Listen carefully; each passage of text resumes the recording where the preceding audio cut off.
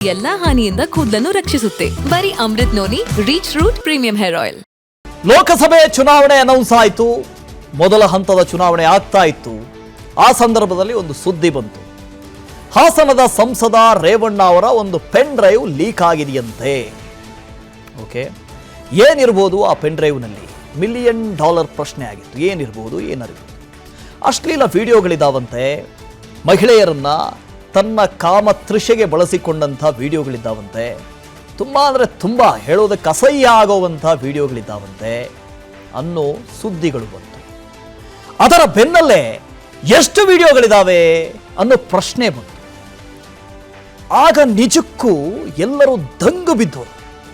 ನಿಜಕ್ಕೂ ಎಲ್ರಿಗೂ ಅದಕ್ಕೆ ಭಯ ಅನ್ನಬೇಕೋ, ಭೀತಿ ಅನ್ನಬೇಕೋ, ಅಥವಾ ಆಶ್ಚರ್ಯ ಅನ್ನಬೇಕೋ, ಇಂಥದ್ದು ಮಾಡ್ತಾರಾ ಅನ್ನಬೇಕೋ.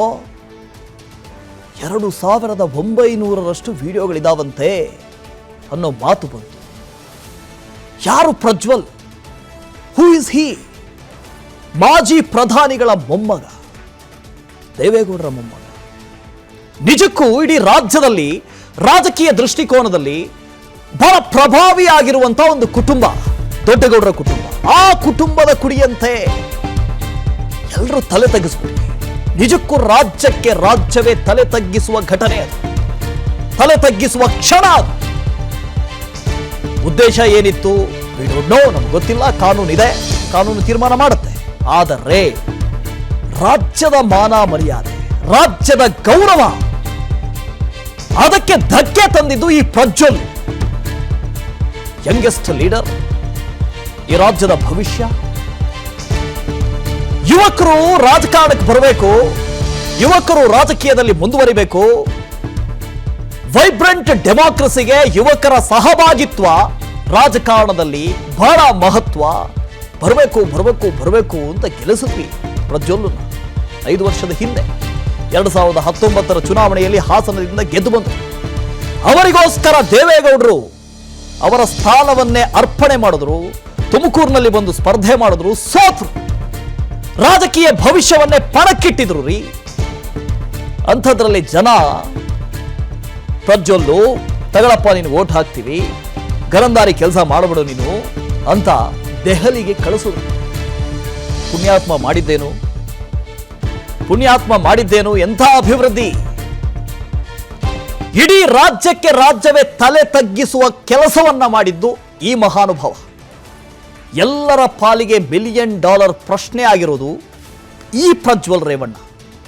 ಪೆನ್ ಡ್ರೈವ್ ಕೇಸ್ನ ನಂತರ ಪ್ರಜ್ವಲ್ ನಾಪತ್ತೆಯಾಗಿ ಇವತ್ತಿಗೆ 28 ದಿನ ಕಳೀತು.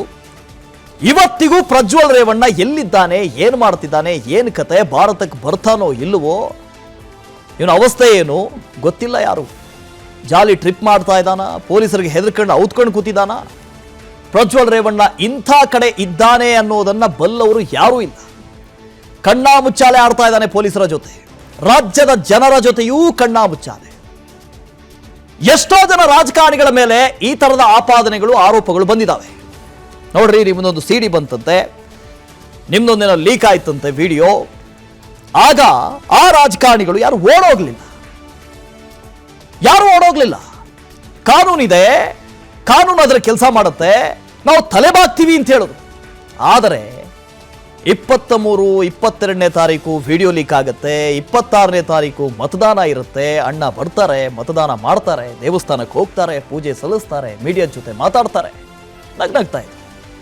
ವೆರಿ ನೆಕ್ಸ್ಟ್ ಡೇ 27ನೇ ತಾರೀಕು ಬೆಳಗ್ಗೆ ಹೊರಟಂತ ಪ್ರಜ್ವಲ್ಲು ರೇವಣ್ಣ ಎಲ್ಲೂ ಹೋದ, ಎಲ್ಲೂ ತಪ್ಪಿಸ್ಕೊಂಡ, ಏನು ಮಾಡ್ತಿದ್ದಾನೆ ಯಾರಿಗೂ ಗೊತ್ತಿಲ್ಲ.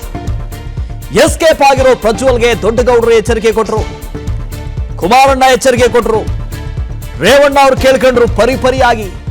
ರಾಜ್ಯದ ಜನತೆ ನಾವೆಲ್ಲ ಕೇಳ್ಕೊಂಡ್ವಿ. ಪರಾರಿ ಪ್ರಜ್ವಲ್ಗೆ HD ರೇವಣ್ಣ ಗಂಭೀರವಾಗಿ, ಸ್ಪಷ್ಟವಾಗಿ ವಾರ್ನಿಂಗ್ ಅನ್ನು ಕೊಟ್ಟರು. ಪರದೇಶದಲ್ಲಿರೋ ಪೆನ್ ಡ್ರೈವ್ ಪ್ರಜ್ವಲ್ಲೇ, ಎಲ್ಲಪ್ಪ ನೀನು ಮೊಮ್ಮಗನೇ ಎಲ್ಲಿದ್ರು ಬಂದುಬಿಡು, ವಾಪಸ್ ಬಂದುಬಿಡು, ನನ್ನ ಕೆಂಗಣ್ಣಿಗೆ ಗುರಿಯಾಗಬೇಡ, ನನ್ನ ತಾಳ್ಮೆ ಪರೀಕ್ಷೆ ಮಾಡಬೇಡ, ನನ್ನ ಮಾತು ಮೀರಿದ್ರೆ ನೀನು ಒಂಟಿಯಾಗೋಗ್ತೀಯಾ, ಎಲ್ಲಿದ್ರು ಬೇಗ ಬಂದುಬಿಡು ಅಂತ HD ದೇವೇಗೌಡರು ಸ್ವತಃ ವಾರ್ನಿಂಗ್ ಕೊಟ್ಟರು, ಎಚ್ಚರಿಕೆ ಕೊಟ್ಟರು. ಆದರೂ ಪ್ರಜ್ವಲ್ ರೇವಣ್ಣ ಬರೋ ಥರ ಕಾಣಿಸ್ತಾ ಇಲ್ಲ. ಇನ್ನು ಈ ಮನುಷ್ಯನಿಗೆ ಏನು ಹೇಳ್ತೀರಿ? ಅಲ್ಲರಿ, ಈ ಹಿಂದೆ ವಿಡಿಯೋಗಳು ಬಂದಾಗ ರಾಜಕಾರಣಿಗಳು ಏನು ಹೇಳ್ತಾ ಇದ್ರು, ಇದು ಮಾರ್ಫ್ ಮಾಡಿದ್ದಾರೆ, ಇದು ಗ್ರಾಫಿಕ್ಸು, ನನಗೂ ಇದಕ್ಕೂ ಸಂಬಂಧ ಇಲ್ಲ, ಇದು ರಾಜಕೀಯ ಷಡ್ಯಂತ್ರ ಅಂತ ಹೇಳ್ತಾ ಇದ್ರು. ಇಲ್ಲಿ ಯಾರು ಈ ಥರದ ಮಾತನ್ನು ಹೇಳಲೇ ಇಲ್ಲ. ಅಲ್ಲಿಗೆ ಸ್ಪಷ್ಟ ತಪ್ಪು ಮಾಡಿರೋದು ಹೌದು ಅಂತ. ಬನ್ನಿ, ಯಾಕೆ ಭಯ? ಯಾಕೆ ಇಷ್ಟೆಲ್ಲ ಮಾಡುವಾಗ ಭಯ ಇಲ್ಲದೆ ಇದ್ದಿದ್ದು ಈಗೆಲ್ಲಿಂದ ಬಂತು ಭಯ? ಆದರೆ ನಾನು ಮೇ 18ನೇ ತಾರೀಕಿನಂದು ದೇವಸ್ಥಾನಕ್ಕೆ ಹೊರಟಿದ್ದ ಸಂದರ್ಭದಲ್ಲಿ ಪ್ರಜ್ವಲ್ ರೇವಣ್ಣ ಕುರಿತಾಗಿ ಮಾತನಾಡಿದ್ದೆ. ಆತ ನನಗೆ, ನನ್ನ ಕುಟುಂಬಕ್ಕೆ, ನನ್ನ ಸಹೋದ್ಯೋಗಿಗಳಿಗೆ, ಸ್ನೇಹಿತರಿಗೆ ಮತ್ತು ನನ್ನ ಪಕ್ಷದ ಕಾರ್ಯಕರ್ತರಿಗೆ ತಂದೊಡ್ಡಿರುವ ಆಘಾತ ಮತ್ತು ನೋವಿನಿಂದ ಹೊರಬಂದು ಮಾತನಾಡಲು ಕೊಂಚ ಸಮಯ ಹಿಡಿಯಿತು. ನಾನು ಈಗಾಗಲೇ ಸ್ಪಷ್ಟಪಡಿಸಿರುವ ಹಾಗೆ ಕಾನೂನಿನ ಪ್ರಕಾರ ಅವನು ತಪ್ಪಿತಸ್ಥನೆಂದಾದರೆ ಅವನಿಗೆ ಅತ್ಯಂತ ಕಠಿಣ ಶಿಕ್ಷೆ ವಿಧಿಸಬೇಕು. ನನ್ನ ಈ ನಿಲುವನ್ನ ನನ್ನ ಮಗ ಮತ್ತು ಕರ್ನಾಟಕದ ಮಾಜಿ ಮುಖ್ಯಮಂತ್ರಿ ಶ್ರೀ ಎಚ್.ಡಿ. ಕುಮಾರಸ್ವಾಮಿ ಅವರು ಹಗರಣ ಹೊರಬಿದ್ದ ಮೊದಲ ದಿನದಿಂದಲೇ ಪ್ರತಿಪಾದಿಸಿದ್ದಾರೆ. ಈ ಕೆಲವು ವಾರಗಳಿಂದ ಜನರು ನನ್ನ ಮತ್ತು ನನ್ನ ಕುಟುಂಬದವರ ಕುರಿತಾಗಿ ಅತ್ಯಂತ ಅವಹೇಳನಕಾರಿಯಾಗಿ ಮಾತನಾಡಿದ್ದಾರೆ. ಇದೆಲ್ಲವೂ ನನಗೆ ತಿಳಿದಿದೆ. ನಾನು ಅವರು ಮಾತನಾಡುವುದನ್ನ ನಿಲ್ಲಿಸುವ ಪ್ರಯತ್ನ ಮಾಡುವುದಿಲ್ಲ. ನಾನು ಅವರನ್ನ ಟೀಕೆ ಮಾಡಲು ಹೋಗೋದಿಲ್ಲ. ಈ ಹಗರಣದ ಎಲ್ಲ ಸತ್ಯಾಂಶಗಳು ಹೊರಬರುವವರೆಗೂ ಅವರು ತಾಳ್ಮೆಯಿಂದ ಕಾಯಬೇಕಿತ್ತು ಎಂದು ಅವರೊಂದಿಗೆ ವಾದಕ್ಕೆ ಇಳಿಯುವುದಿಲ್ಲ. ಪ್ರಜ್ವಲ್ನ ಚಟುವಟಿಕೆಗಳ ಬಗ್ಗೆ ನನಗೆ ಯಾವುದೇ ಮಾಹಿತಿ ಇರಲಿಲ್ಲ ಎಂದು ನಾನು ಅವರಿಗೆ ಮನವರಿಕೆ ಮಾಡಿಕೊಡಲು ಸಾಧ್ಯವಿಲ್ಲ. ಅವನನ್ನ ರಕ್ಷಿಸುವ ಯಾವುದೇ ಇರಾದೆಯೂ ನನಗಿಲ್ಲ. ಅವನು ಈಗಿನ ಚಲನವಲನ ಮತ್ತು ಅವನ ವಿದೇಶಿ ಯಾತ್ರೆಯ ಬಗ್ಗೆ ನನಗೆ ಏನೂ ತಿಳಿದಿರಲಿಲ್ಲ ಎಂದು ನಾನು ಜನರಿಗೆ ಅರ್ಥ ಮಾಡಿಸಲು ಸಾಧ್ಯವಿಲ್ಲ. ನಾನು ನನ್ನ ಆತ್ಮಸಾಕ್ಷಿಗೆ ಮಾತ್ರ ಉತ್ತರಿಸಬಲ್ಲೆ. ನನಗೆ ದೇವರಲ್ಲಿ ನಂಬಿಕೆ ಇದೆ ಮತ್ತು ಆ ದೇವರಿಗೆ ಎಲ್ಲ ಸತ್ಯ ತಿಳಿದಿದೆ ಎಂದು ನಾನು ನಂಬಿದ್ದೇನೆ. ನಾನು ಇತ್ತೀಚಿನ ದಿನಗಳಲ್ಲಿ ನಡೆದಿರುವ ರಾಜಕೀಯ ಪಿತೂರಿಗಳು, ಚಿತಾವಣೆಗಳು, ಉತ್ತೇಕ್ಷಗಳು ಮತ್ತು ಮಿಥ್ಯಾರೂಪಗಳ ಬಗ್ಗೆ ಈಗ ವಿಶ್ಲೇಷಣೆ ಮಾಡಲು ಹೋಗೋದಿಲ್ಲ. ಅವುಗಳನ್ನ ಮಾಡಿದವರು ದೇವರಿಗೆ ಉತ್ತರಿಸಬೇಕಾಗುತ್ತದೆ ಮತ್ತು ತಾವು ಎಸಗಿದ ಕೃತ್ಯಗಳಿಗೆ ಸೂಕ್ತ ಬೆಲೆ ತರಬೇಕಾಗುತ್ತದೆ ಎಂದು ನಂಬಿದ್ದೇನೆ. ನನ್ನ ಸತ್ಯ ಮತ್ತು ನೋವಿನ ಹೊರೆಯನ್ನ ಭಗವಂತನ ಪಾದ ತಳದಲ್ಲಿ ಇರಿಸಿದ್ದೇನೆ. ಈ ಸಂದರ್ಭದಲ್ಲಿ ನಾನು ಈಗ ಒಂದು ಕೆಲಸವನ್ನಷ್ಟೇ ಮಾಡಬಲ್ಲೆ. ಅದೇನೆಂದ್ರೆ ಪ್ರಜ್ವಲ್ ಎಲ್ಲಿದ್ರೂ ಬಂದು ಪೊಲೀಸರ ಮುಂದೆ ಶರಣಾಗಿ ವಿಚಾರಣೆಯನ್ನ ಎದುರಿಸಬೇಕು ಎಂದು ಯಾವುದೇ ಮುಲಾಜು ಮರ್ಜಿ ಇಲ್ಲದೆ ಹೇಳಬಲ್ಲೆ ಮತ್ತು ಹೇಳುತ್ತಿದ್ದೇನೆ. ಇದು ನಾನು ಅವನಿಗೆ ಕೊಡುತ್ತಿರುವ ಎಚ್ಚರಿಕೆ ಎಂದು ಕೂಡ ತಿಳಿಯಬೇಕು.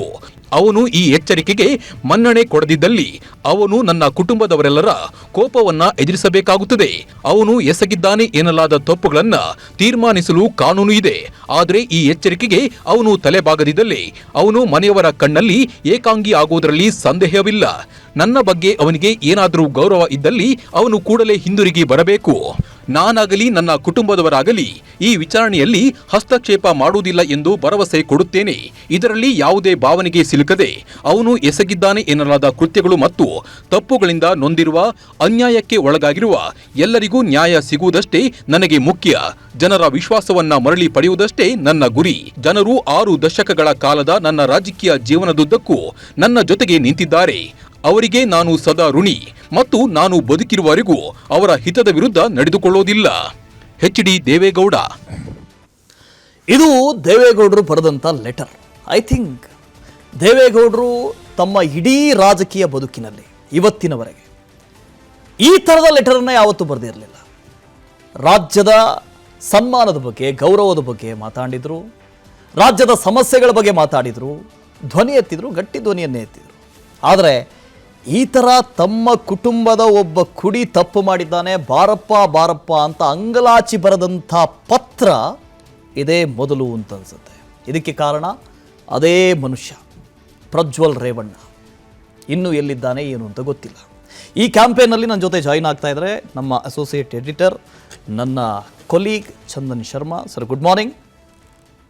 Very good morning Vasu, very good morning. Sir, ಇದ್ರ ಬಗ್ಗೆ ಮಾತಾಡಿದಾಗ ಪ್ರತಿ ಬಾರಿ ಒಂದು ಅನ್ಸೋದು, ಇಷ್ಟು ಮಾತಾಡಬೇಕಾ ಈ ವಿಷಯದ ಬಗ್ಗೆ, ಇಷ್ಟೊಂದು ಹೈಪ್ ಕೊಡಬೇಕಾಗಿತ್ತಾ ಅನ್ನೋದು ಪ್ರತಿ ಬಾರಿ ಅನ್ಸೋದು. ಆದರೆ ಅದ್ರ ಜೊತೆಗೆ ಇದು ಕೇವಲ ಒಂದು ಕುಟುಂಬದ ಗೌರವ ಮರ್ಯಾದೆ ಪ್ರಶ್ನೆ ಅಲ್ಲ, ಇಡೀ ಕರ್ನಾಟಕದ ಮರ್ಯಾದೆ ಪ್ರಶ್ನೆ.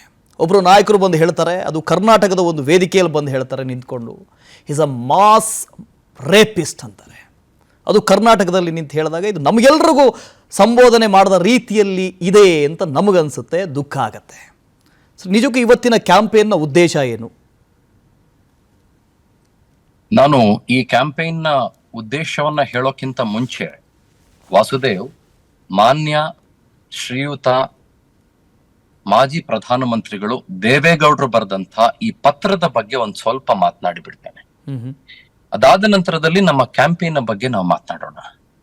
ನೋಡಿ, ನೀವೀಗಾಗ್ಲೇ ಮಾನ್ಯ ಮಾಜಿ ಪ್ರಧಾನಮಂತ್ರಿಗಳು ದೇವೇಗೌಡರು ಬರೆದಂತ ಪತ್ರದ ಬಗ್ಗೆ ಉಲ್ಲೇಖ ಮಾಡ್ತಾ ಇದ್ರಿ. ಹಾಗೂ ನೀವೊಂದು ಮಾತು ಹೇಳಿದ್ರಿ, 60 ವರ್ಷಗಳ ದೇವೇಗೌಡರ ರಾಜಕೀಯ ಜೀವನದಲ್ಲಿ ಬಹುಶಃ ಮೊಟ್ಟ ಮೊದಲ ಬಾರಿಗೆ ಈ ರೀತಿಯ ನೋವಿನ ಪತ್ರವೊಂದನ್ನ ದೇವೇಗೌಡರು ಬರಿಬೇಕಾದಂತಹ ಪರಿಸ್ಥಿತಿ ಬಂತಲ್ಲ, ಇದು ಬಹಳ ನೋವು, ಬಹಳ ಬಹಳ ಬಹಳ ಬಹಳ ಮನಸ್ಸಿಗೆ ಘಾಸಿ ಆಗುತ್ತೆ ಅಂತ ನೀವು ಮಾತನಾಡ್ತಾ ಇದ್ರಿ. ನಾನು ಮುಂದುವರ್ಸೋಕ್ಕಿಂತ ಮುಂಚೆ ಒಂದೇ ಒಂದು ನಿಮಿಷ ತೆಗೆದುಕೊಳ್ಳುತ್ತೇನೆ ದೇವೇಗೌಡರ ಬಗ್ಗೆ ಮಾತನಾಡೋದಕ್ಕೆ. ನೋಡಿ, ನಮ್ಮ ಇಡೀ ನಾಡಿನ ಸಾಕ್ಷಿ ಪ್ರಜ್ಞೆ ಅಂತಂದ್ರೆ ಅದು ಮಾಜಿ ಪ್ರಧಾನಮಂತ್ರಿಗಳು ದೇವೇಗೌಡರು. ನಾನು ನನ್ನ ಮೀಡಿಯಾ ಲೈಫ್ ನಲ್ಲಿ ಏನಿಲ್ಲ ಅಂದ್ರೂ ಕೂಡ ದೇವೇಗೌಡರ ಜೊತೆಗೆ 10ಕ್ಕಿಂತ ಹೆಚ್ಚು ಸಂದರ್ಶನಗಳನ್ನು ನಡೆಸಿದ್ದೇನೆ. ಅವ್ರ ಮನೆಗೆ ಹೋಗಿ ಖುದ್ದಾಗಿ ಅವರನ್ನ ಮಾತನಾಡಿಸುವ ಪ್ರಯತ್ನ ಮಾಡಿದ್ದೇನೆ. ಅವರ ಕುಟುಂಬದವರ ಸಂದರ್ಶನವನ್ನ ಮಾಡಿದ್ದೇನೆ. ಎಷ್ಟು ಅದ್ಭುತ ಅಂತಂದ್ರೆ ಅದು ಬಾಯಲ್ಲಿ ಹೇಳಕ್ ಆಗೋದಿಲ್ಲ. ಆ ಸಂಸ್ಕಾರ ಮತ್ತು ಸಂಸ್ಕೃತಿ ಇದೆಯಲ್ಲ, ಅದು ಒನ್ ಆಫ್ ದಿ ಫೈನೆಸ್ಟ್ ಅಂತ ನಾವು ಬಹಳ ಸ್ಪಷ್ಟವಾಗಿ ಹೇಳ್ಬೇಕಾಗತ್ತೆ. ಎರಡನೇದು, ಮಾಜಿ ಪ್ರಧಾನಮಂತ್ರಿಗಳು ದೇವೇಗೌಡರು ಹರದನಹಳ್ಳಿ ಅನ್ನುವ ಒಂದು ಸಣ್ಣ ಊರಿನಿಂದ ಬರ್ತಾರ್ರಿ, ಕುಗ್ರಾಮದಿಂದ ಬರ್ತಾರೆ. ಕುಗ್ರಾಮದಿಂದ ಬಂದು ರಾಜಕೀಯ ನೆಲೆಗಟ್ಟನ್ನ ಸಂಸ್ಥಾಪಿಸಿಕೊಂಡು ದೇಶದ ಅತ್ಯಂತ ಪದೋನ್ನತಿ ಯಾವುದು, ಅದು ಪ್ರಧಾನಮಂತ್ರಿಗಳ ಪಟ್ಟ. ಆ ಪ್ರಧಾನಮಂತ್ರಿಗಳ ಪಟ್ಟವನ್ನು ಅಲಂಕರಿಸ್ತಾರೆ ಮತ್ತು ರಾಜ್ಯದ ಮುಖ್ಯಮಂತ್ರಿಗಳು ಕೂಡ. ನನ್ನ ಜೀವನದಲ್ಲಿ ನಾನು ಮಾತ್ರವಲ್ಲ, ನನ್ನ ಕೂದಲು ಕೂಡ ಆಗಿರ್ಬೇಕು ಸ್ಟ್ರಾಂಗ್ ಅಂಡ್ ಸ್ಟೈಲಿಶ್. ಬರೀ Amrut noni reach root premium hair oil ನೊಂದಿಗೆ. Reach root premium hair oil ಆಗ್ತಾರೆ ಅಂತಂದ್ರೆ ಅದಕ್ಕಿಂತ ಹೆಮ್ಮೆ ಪಡುವಂತ ವಿಷಯ ಬೇರೆ ಯಾವ್ದಾದ್ರು ಇದೆಯಂದ್ರೆ ವಾಸುದೇವ್, ನಾವು ನೀವು ಈ ಕ್ಷಣದಲ್ಲಿ ಇದನ್ನ ಗಮನಿಸಲೇಬೇಕು ಮತ್ತು ನಾವು ನೀವು ಈ ಕ್ಷಣದಲ್ಲಿ ಇದನ್ನ ಅರ್ಥ ಮಾಡ್ಕೊಳ್ಳೇಬೇಕು. ನಾನು ಯಾಕೆ ಈ ಪೀಠಿಕೆಯನ್ನು ಹಾಕ್ತಾ ಇದ್ದೀನಿ ಅಂತಂದ್ರೆ, ನೋಡಿ, ನೀವು ಹೇಳಿದ್ರಿ ಮಾಜಿ ಪ್ರಧಾನಮಂತ್ರಿಗಳು ಲೆಟರ್ ಬರೆದಿದ್ದಾರೆ ಅಂತ. ಅಪಾರವಾದಂತ ಗೌರವ ಮತ್ತು ಪ್ರೀತಿ ಅವರ ಬಗ್ಗೆ ಇಟ್ಕೊಂಡು ಮತ್ತು ಆ ಕುಟುಂಬದ ಬಗ್ಗೆ ಇಟ್ಕೊಂಡು ನಾನು ಮಾತನಾಡ್ತಾ ಇದ್ದೇನೆ. ವಾಸುದೇವ್, ಕೇವಲ 7 ತಿಂಗಳ ಹಿಂದಿನ ಮಾತು ಅಥವಾ ಒಂದು 8-9 ತಿಂಗಳ ಹಿಂದಿನ ಮಾತು. ನಿಮಗೆ ನೆನಪಿರಬಹುದು, ರಾಜ್ಯದಲ್ಲಿ ವಿಧಾನಸಭೆ ಚುನಾವಣೆಯ ಸಂದರ್ಭ ಅಥವಾ 1 ವರ್ಷ ಅಂತಾದ್ರೂ ಅನ್ಕೊಳ್ಳಿ. ಆ ಸಂದರ್ಭದಲ್ಲಿ ಇದೇ ಪ್ರಜ್ವಲ್ ರೇವಣ್ಣ ಘನ ನ್ಯಾಯಾಲಯದ ಮೊರೆ ಹೋಗ್ಬಿಟ್ಟು ಎಲ್ಲ ಮೀಡಿಯಾ ಹೌಸಸ್ ಗಳ ಮೇಲೆ ಮತ್ತು ಸೋಷಿಯಲ್ ಮೀಡಿಯಾ ಮೇಲೆ, ಅದರ ಜೊತೆಗೆ ಇನ್ನೊಬ್ಬ ರೆಸ್ಪಾಂಡೆಂಟ್, ಆ ರೆಸ್ಪಾಂಡೆಂಟ್ ಹೆಸರು ಮಿಸ್ಟರ್ ಕಾರ್ತಿಕ್ ಅಂತ, ಇದೇ ಪ್ರಜ್ವಲ್ ರೇವಣ್ಣನವರ ಮಾಜಿ ಕಾರ್ ಡ್ರೈವರ್, ಅವರ ಮೇಲೆ ಒಂದು ಸ್ಟೇ ಆರ್ಡರ್ ತಗೊಂಡು ಬರ್ತಾರೆ. ಇದು ನಿಮ್ಗೆ ನೆನಪಿದ್ಯಾ ವಾಸುದೇವ್? ಇದು ನಿಮ್ಗೆ ಬಹಳ ಸ್ಪಷ್ಟ ಅಲ್ವಾ? ಎಕ್ಸಾಕ್ಟ್ಲಿ. ನಾನು ಯಾಕೆ ಇದನ್ನ ಹೇಳ್ತಾ ಇದ್ದೀನಿ ಅಂತಂದ್ರೆ, ಈಗಾಗಲೇ ದೇವೇಗೌಡರು ಪತ್ರ ಬರೆದು 48 ಗಂಟೆಗಳಾಯ್ತು. ಆ ಪತ್ರಕ್ಕೂ ಕೂಡ, ಅತ್ಯಂತ ಪ್ರೀತಿಯ ಹಿರಿಯಜ್ಜ ಬರೆದಂತ ಪತ್ರಕ್ಕೂ ಕೂಡ ಈ ಪ್ರಜ್ವಲ್ ರೇವಣ್ಣ ಕವಡೆ ಕಾಸಿನ ಕಿಮ್ಮತ್ ಕೊಟ್ಟಂಗೆ ನನಗೆ ಕಾಣಿಸ್ತಾ ಇಲ್ಲ. ಬಟ್ ನಾನು 1 ವರ್ಷದ ಹಿಂದೆ ನಾನು ಯಾಕೆ ನಿಮ್ಮನ್ನು ಕರ್ಕೊಂಡು ಹೋಗ್ತಾ ಇದ್ದೀನಿ ಅಂತಂದ್ರೆ, ಈ ಪತ್ರ ಸರಿ, ಎಸ್, ಗ್ರೇಟ್, ಫ್ಯಾಂಟಾಸ್ಟಿಕ್, ಈ ತರದ ಒಂದು ಪತ್ರ ಬರೆಯಲೇಬೇಕಾಗಿತ್ತು, ಸಾಕ್ಷಿ ಪ್ರಜ್ಞೆ ಬಡದೆಬ್ಬಿಸುವಂತೆ ಮಾಡ್ಬೇಕಾಗಿತ್ತು, ಎಸ್.